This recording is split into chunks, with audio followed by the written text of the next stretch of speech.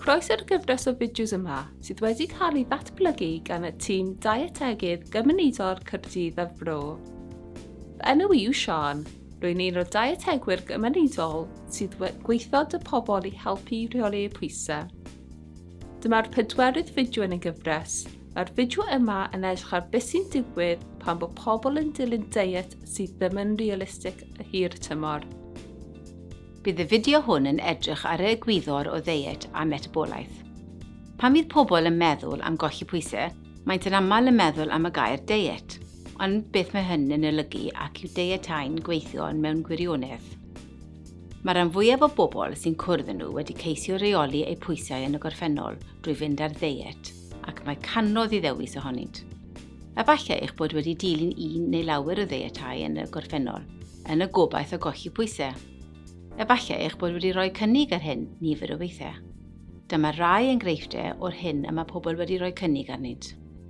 Grwpiau deiet masnachol, ymprydio, deiet cawl bresych, neu deiet Atkins. Bod deiet yn arwain at golli pwysau i ddechrau yn aml nid ydynt yn gynaladwy.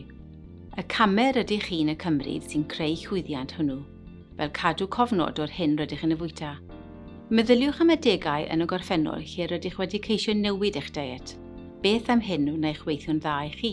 Allech chi wneud newidiadau tebyg? Cofiwch ystyried yr hyn a ath yn dda pan wnaethoch geisio newid eich pwysau y tro diwethaf. Rydym yn aml yn meddwl am y negyddol.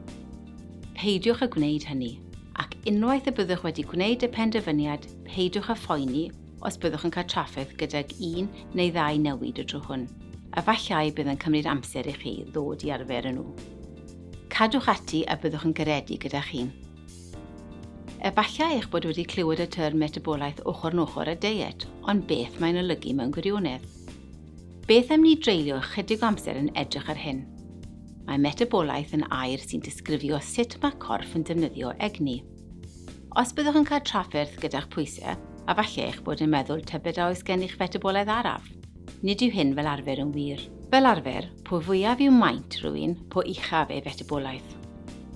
Enghraifft, os oes gennych fas corff uwch, bydd gennych fetabolaeth uwch, gan fod eich corff yn gweithio gyletach. Gall deietau cyfynogol iawn arafu eich metabolaeth a gall atal colli pwysau. Mae'ch corff yn mynd i'r modd newyn, drwy gau pethau lawr wrth eich metabolaeth arafu. Mae hyn yn arwain at leihau mas eich cyhyrau a storio storfeidd braster. Os ydych wedi dod trwy'r cylch hyn ar sawl achlysur, gall eich metabolaeth fod yn arafach gan fod eich corff yn ofni newyn. Bydd felly'n storio egni gan nad yw'n disgwyl bwyd.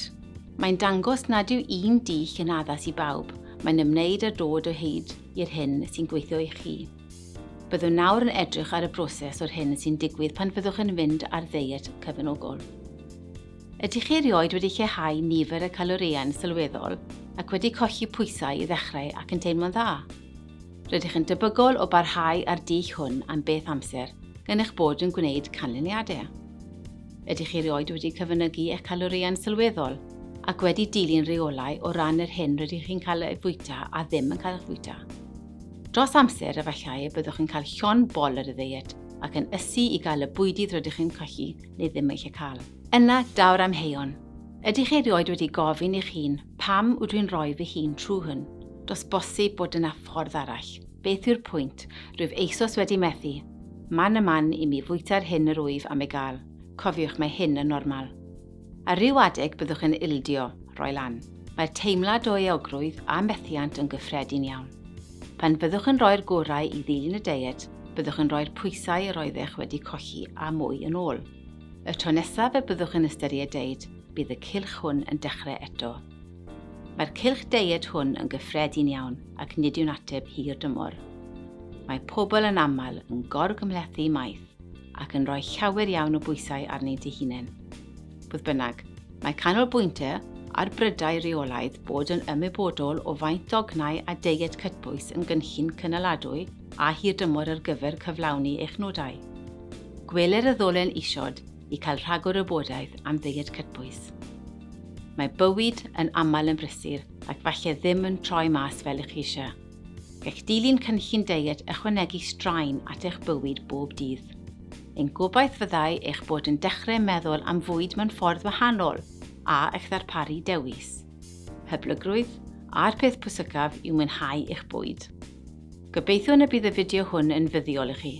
Cofiwch fod yn garedig gyda'ch hun. Bydd y fideo nesaf yn y gyfres hon yn edrych ar adnabod y teimlad o fod yn llwglyd. Diolch.